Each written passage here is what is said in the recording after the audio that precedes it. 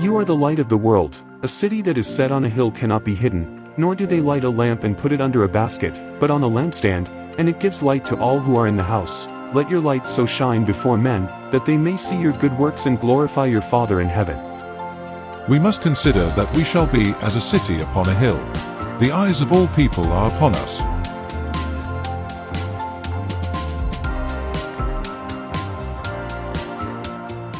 President Lyndon B. Johnson is remembered for his sudden accession to the presidency after the assassination of President John F. Kennedy. He is also remembered for his Great Society and for his landslide victory in 1964. But few remember the real Lyndon B. Johnson, the corrupt politician who weaponized Christians. In the late 1960s, the Democratic Party launched the Dump Johnson movement that eventually led to President Johnson's announcement that he would neither seek nor accept the Democratic nomination for president.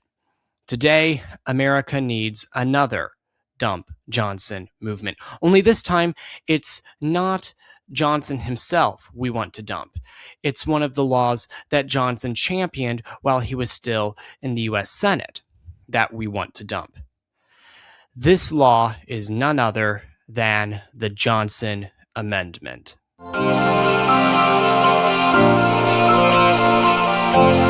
Hey everybody, Miguel Brown here, and welcome back to the City Upon a Hill podcast.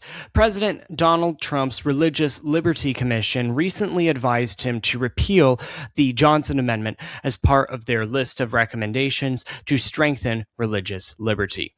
Now, those who defend preserving the Johnson Amendment usually say that the Johnson Amendment helps in keeping the separation of church and state intact. But does it really? Many lawmakers talk as though they know exactly what the separation of church and state is, but I wonder if they have a distorted version of what the framers originally intended. Now, to recap what the separation of church and state is in America. In the early days of America, going back to the colonial period, basically, we had state-established churches. First of all, this was leading to forced religion, which obviously does not mean that everyone attending or preaching at these churches was an actual Christian. And that's, of course, never a good thing.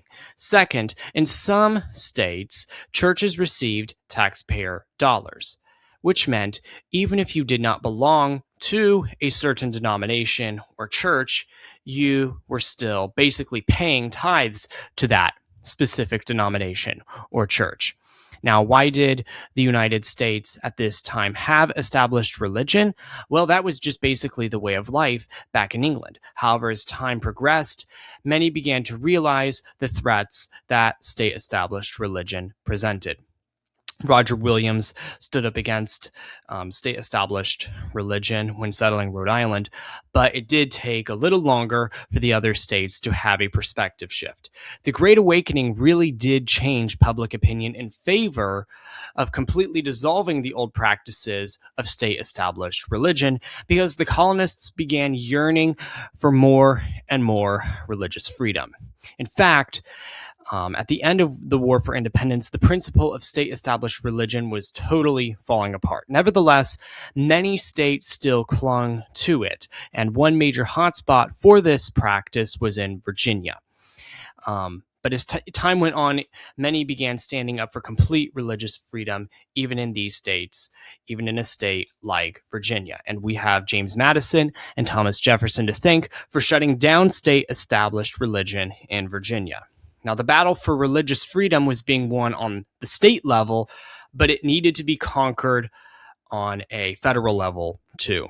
And many Christians at this time feared the possibility of a national church one day being erected. So many strongly suggested that there be a Bill of Rights that would guarantee that the federal government could not establish this national church that they all feared. At ratification conventions in Massachusetts and Virginia, Christians fought hard for a separation of church and state. Christians found an ally once again and James Madison. He promised that if elected to the first session of Congress, he would introduce a series of amendments to the Constitution that would become known as the Bill of Rights. Madison stayed true to his word and proposed this bill that made it clear that Congress would make no law respecting an establishment of religion or prohibiting the free exercise thereof, or abridging the freedom of speech or of the press, or the right of the people peaceably to assemble and to petition the government for a redress of grievances. And there you have it. But if you notice, the intention was always to keep the government from doing something rash, not punish Christians for bringing their faith into the public square. The First Amendment built the wall of separation between the church and state. However, the wall was meant to be an institutional separation. What was originally meant to preserve freedom of religion and keep the state from interfering with churches has resulted in a secular society. Separation of church and state is being used now to attack Christians. And I say Christians instead of religionists intentionally because if you study this for very long, you will soon realize who is really being weaponized. And since the mid-20th century, the Supreme Court has only continued to try to silence Christians in the public square. The Supreme Court uses the Lemon Test, which basically says that a law has to have a secular purpose and the outcome cannot favor one religion over another. However, the Lemon Test is inconsistent. The Lemon Test was historically used in Lynch v. Donnelly, and in this case, the Supreme Court ruled that it is an unconstitutional bias toward one particular religion to display a nativity scene alone in a government building. To make it constitutional, government buildings must display other holiday articles such as Santa Claus and his reindeer. However, the religious symbols and articles of other religions may stand alone in public. For example, a menorah may be displayed publicly without Santa Claus or his reindeer present. So, as you can see, it is Christianity that is truly being targeted. The same is true with Engel v. Vattel, the court case in which prayer in public school was outlawed, and in Abington School District v. Shemp, when Bible reading in public school was outlawed. Now wind the tape back to 1954, when Senator Lyndon Johnson, a very evil lawmaker, introduced the piece of legislation that would take away tax exemptions for all 501c3 nonprofit organizations, including churches, that endorsed political candidates. Now, this is very odd because LBJ kept evangelist Billy Graham around the White House while he was president. But nevertheless, the Johnson Amendment has since been a tool that has been used repeatedly to harm Christians. And of course, all in favor of the Johnson Amendment insist that they are just trying to keep the church and state separate. Well, separation of church and state was not meant to give anyone the right to persecute Christians. But that is what the separation of church and state has been used for time and time again. Like I said, separation of church and state was meant to keep the government out of the church. Senator Johnson had many conservative organizations campaigning against him, which would understandably frustrate any Democratic candidate seeking re-election. However, that's politics. You're going to have opposition regardless of how awesome you are and regardless of how awesome you think that you are. Senator Johnson resisted resistance, so he decided to punish the nonprofit organizations primarying against him. That is when Senator Johnson introduced the Johnson Amendment, a piece of legislation that would remove the tax-exempt status of any 501c3 nonprofit organization that either endorsed or opposed a political candidate. This included churches and private charities. Now, it was introduced on the Senate floor just out of the blue and passed with virtually no opposition. Johnson's motives were complete selfishness, though. He feared losing his big election coming up, so he thought that this piece of legislation would help him secure his victory. The Johnson Amendment is a direct defilement of the First Amendment because it attacks free speech, thus rendering it immensely unconstitutional. To put tax exemption status on the line for pastors who dare to speak out against political candidates they do not agree with is the federal government silencing private citizens. And here's the hypocrisy and the inconsistency with the Johnson Amendment. Why is it that Black Lives Matter, a 501c3 with tax exemption status, can endorse Raphael Warnock and John Ossoff, but a faith-based nonprofit cannot endorse the candidate of their choice without the fear of losing their tax exemption status? If the Johnson Amendment is executed consistently, Black Lives Matter should no longer be tax exempt. So, as you can tell, the audience that is really being targeted with the Johnson Amendment is the Christian community.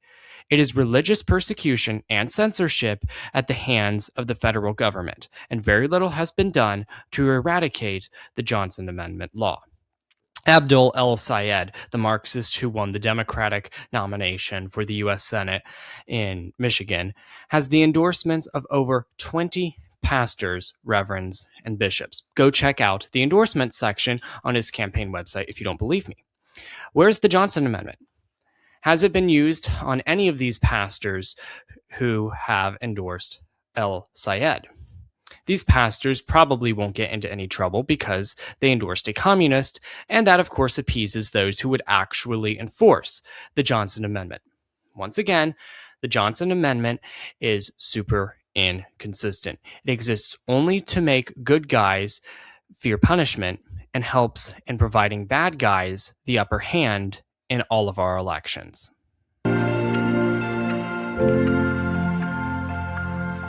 The Johnson Amendment could get crushed by Congress taking action or by the Supreme Court ruling it unconstitutional.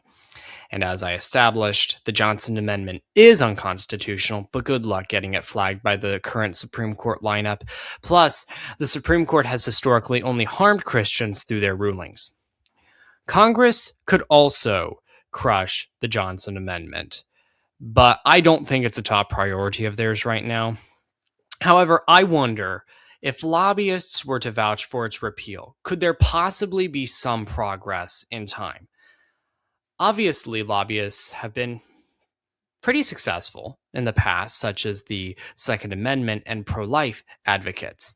If lobbyists were successful, they could persuade someone in Congress to introduce a bill that would repeal the Johnson Amendment. Now, that would obviously have to pass both the House and the Senate before finally landing on the president's desk to be signed into law, but it could be done.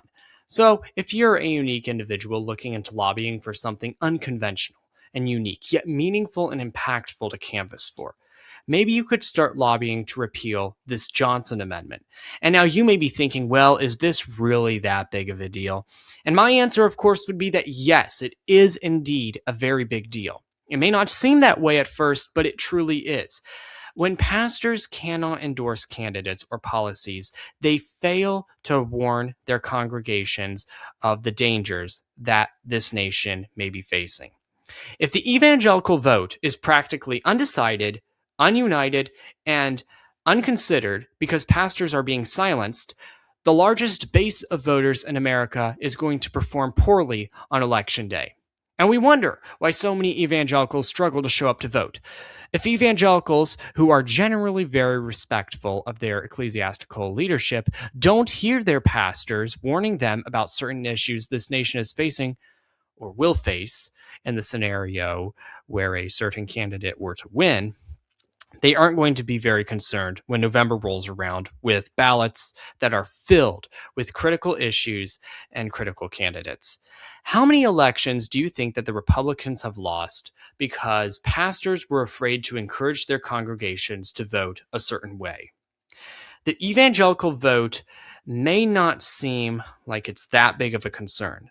But when you really think about how many Christians there are in America, and when you realize that the evangelical base usually consistently votes Republican, politicians should really realize that the destiny of their campaign could certainly be determined by the evangelical vote. So let's keep America free by dumping the Johnson Amendment once and for all. And with that, we conclude today's episode of the City Upon a Hill podcast. I hope that you were encouraged and inspired. May God bless you, and may God bless America. Before we sign off, I would just like to remind you to mark your calendars because November 3rd will be a monumental day in these United States, and your ballot could change the course of human history. From Sacramento to Tallahassee, from the land of 10,000 lakes to the Lone Star State, there will be elections throughout this nation for several different offices, including the Senate, the House of Representatives, and even governor. So make sure you do not work overtime that day. Do not schedule a doctor's appointment for after work on that Tuesday. And if your child has a soccer practice, I would encourage you to cancel for that week. Why should you do that? To show that you love and care for America, to exercise the God-given right of freedom of speech, and to practice the blessing of being able to vote for your leaders. So after work on that Tuesday, drive straight from work to the nearest poll and cast your vote for America's values of faith, family, and freedom. And if you have the ability to vote early, seize that chance too. Our nation needs your voice, and you can make it heard when you go to the polls this November.